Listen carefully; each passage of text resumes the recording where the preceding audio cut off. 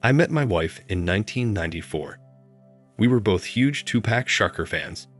That's how we really found interest in each other. My family or hers had no interest in rap music and preferred things like classical, country, and jazz. My wife and I met at a Tupac Shakur concert here in Milwaukee, exactly a little over 29 years from now. We were right next to each other and talked the whole night between sets. Before we left, we exchanged pager numbers. She also gave me her dorm room phone number as well. We had to share a phone in our dorm, the entire dorm hall. I bring up where we met because I should have had an idea of the type of girl she was then. So women were invited on the stage to dance. This set was someone else. I don't remember who the group's name was, but some girls were getting chosen to go backstage and others were kicked off stage. When they were asking for more girls and yelled out who wants to come up, my wife, Tony, that's her real name, was screaming, "Choose me, choose me." She and I knew very well what the girls were going to do backstage. To paint the picture more, we both were 22 at this time. My dad bought my tickets to the show because I did so well the previous quarter in college. He really didn't understand why I love rap music so much. Anyway, Tony was the same way. Her family didn't understand why she liked rap music, especially coming from a strict Catholic family.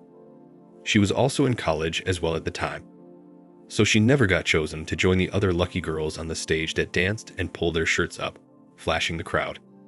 I like women, but I went there to listen to good music, so when Pac came on, it was all music, and I enjoyed every moment. Now that I think about it, I believe the guys making women dance on stage were from some local rap group opening up for Tupac here in Milwaukee. Anyway, she and I would talk occasionally until we arranged a date. Her school was less than an hour from mine, so driving wasn't too terrible. Our first date was at Ponderosa, and I bring this up because this should have been a red flag also. She gave me a BJ in the bathroom stall. Luckily, we were there when it wasn't too busy and people were not that many around. But my thoughts were, does she do this a lot? Of course, after she did it, she told me to consider myself lucky, that she doesn't do this for everyone. I stayed at her dorm that night. I had to sneak in, and we both skipped classes the following day and got it in for the entire day. She was an animal, and me being a young 22-year-old, I felt like I was on cloud 9. I went home after, thinking I've had the time of my life and also wondering what if she was just a loose woman. That's what we call 304s back then, or hussies. Anyway, she paged me the next day, and when I called, she told me how much she missed me and she could see herself settling down with me. But I told her let's not let how we feel about each other get in the way of our studies.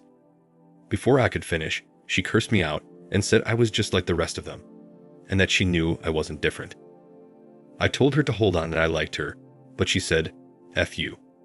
I'm so sick of being treated like a whore," and she hung up. I tried calling her back, but she never answered. A week went by, and I didn't hear from her. I thought maybe I should page her, and I did. I went back to chill in my dorm room. She paged me back 30 minutes later and told me to call. I ran out to use the one phone that we all had, and someone's using it. I asked the guy if I could use the phone. The guy, an ex-roommate of mine, told me to chill off. I left and came back 30 minutes later, but he was still using the phone. I went back to my room. Now it was 8 p.m. I went back out and he was still on the phone. I told him to hurry up, but he flicked me off. I decided I'll call her in the morning. It was Saturday and my mornings are free until work in the afternoon. I called her phone a couple times and there was no response. I then paged her and got nothing again. 2 months went by before I talked to her again. I was bowling on a Sunday with some friends in a different town in Milwaukee, and there she was bowling with a group of girls and 2 guys. I went over and said, "Hey." She looked at me, ran up, and jumped on me with hugs. "Oh my gosh, I can't believe I'm seeing you," she said, with her arms wrapped around my neck. Said she missed me so much, and I told her she didn't let me explain myself the last time. I told her what I meant was we could see each other, but we shouldn't let it get in the way of our studies. Mind you, we both skipped class the day after our first date. I didn't want to make that a thing with us, and that was what I told her. She told me she understood and wanted to remain friends with me and possibly build up to something serious. Eventually, We both graduated from our individual colleges, and that same graduation night, we made it official. It was June of 1995, and we became one officially. She moved to the city I was in and landed a teaching job at an elementary school. I was working as a mechanical drafter at the time she did move in with me, and things were great. In 1997 was when I proposed, and we got married very quickly. It was a small wedding at her church, about an hour away from her family and my family. The week before our wedding, she was to go on a girls' trip with some of her new friends she met in our apartment building. I never had any kind of bachelor party or anything. Didn't want one, but she wasn't supposed to be getting loosed on this trip. Anyway, I never knew anything about the fun she had until 2002. I honestly only was asking her to marry me because she kept asking for it, and said it was against everything she believed in to keep getting intimate without being married. Plus, we had just found out she was 3 weeks pregnant, which is why we rushed the wedding.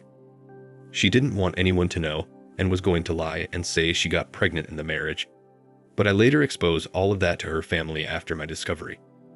I didn't want her to go on this trip, but she kept saying she just wanted to have a great time before she's tied down in a house raising our babies.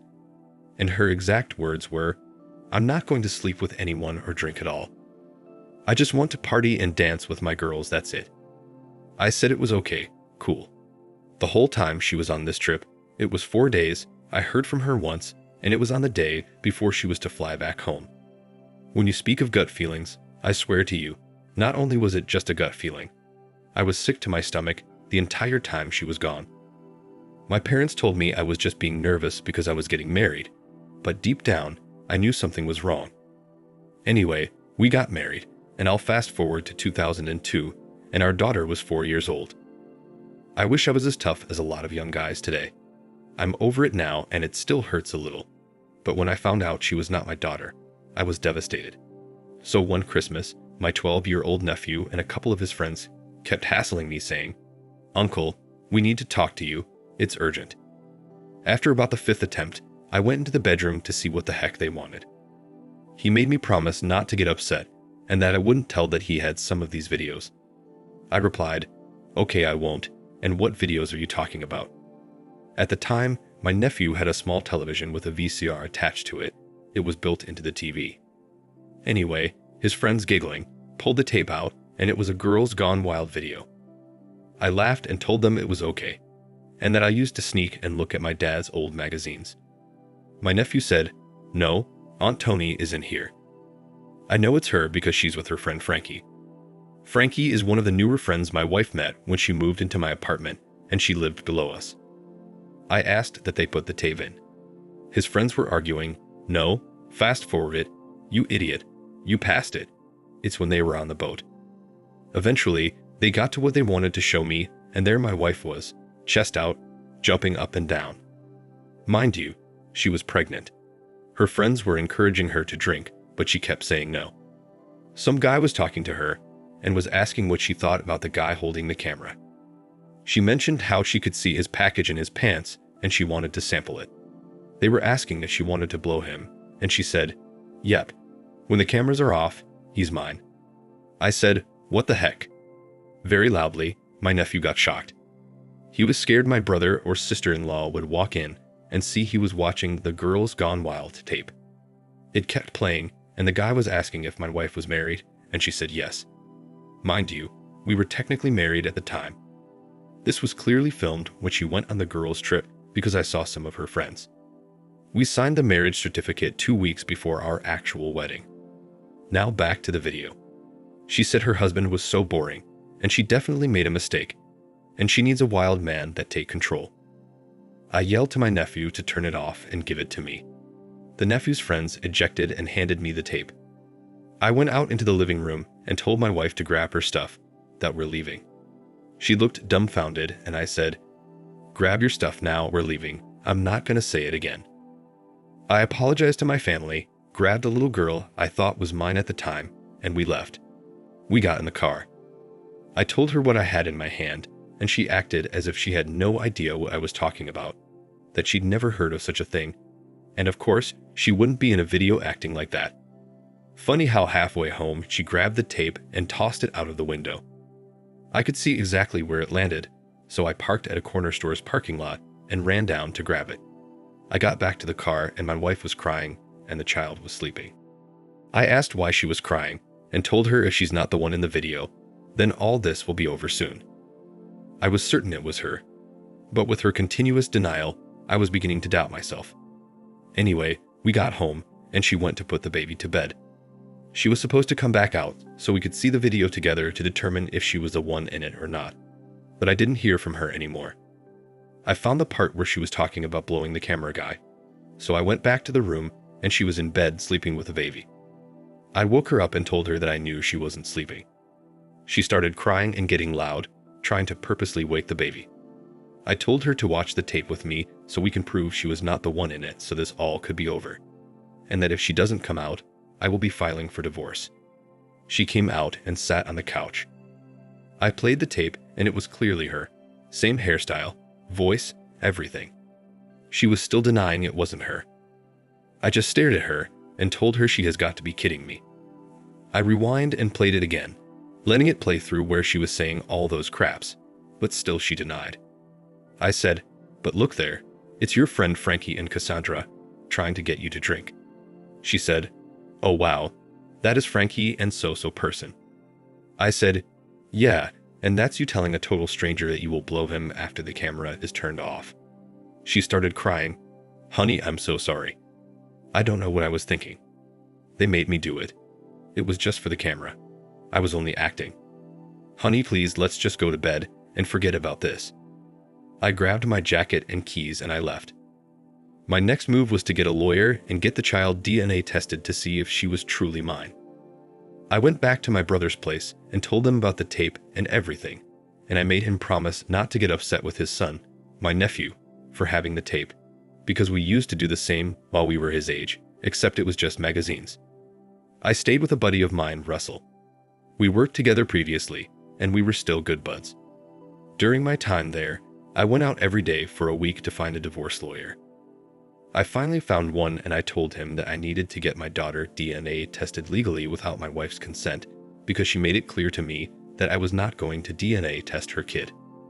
That was a fight, and it took the judge to force her to allow it. Now, check this out. Initially, the judge said no because I already signed a birth certificate. I don't know what my lawyer said to him behind closed doors, but my lawyer did talk to the judge after that, and the judge then permitted it, which I'm glad he did. We took the test, and when the result was out, the child was not mine. We had to take a second test because my wife swore it was a lie and the test result was fake. Guess who had to pay for it again? Myself. I alerted her family about why I was divorcing their daughter and told them she was already pregnant before we got married, which was why we rushed the wedding, and that she lied about everything. I gave them the DNA test results and left. So we found out that the father was actually Frankie's boyfriend, my wife's close friend, who was our neighbor. We came to find out that Frankie and my wife had a huge fallout over this. My wife was sleeping with our neighbor's boyfriend when she moved in earlier with me, and demanded I marry her after she discovered she was pregnant with his baby, and continued to smile in her friend's face as well. The woman I married was a horrible woman. I was notified by mail that the divorce was finalized. My ex-wife called me that same day and was asking if we could meet up and talk. She went, "Hey, I'm sure you got your letter too, huh?" I knew exactly what she was talking about. With a huge smile on my face, I said, "Yep, I sure did." She went, "None of this feels real. Crazy how one mistake can ruin a marriage." I responded, "One mistake.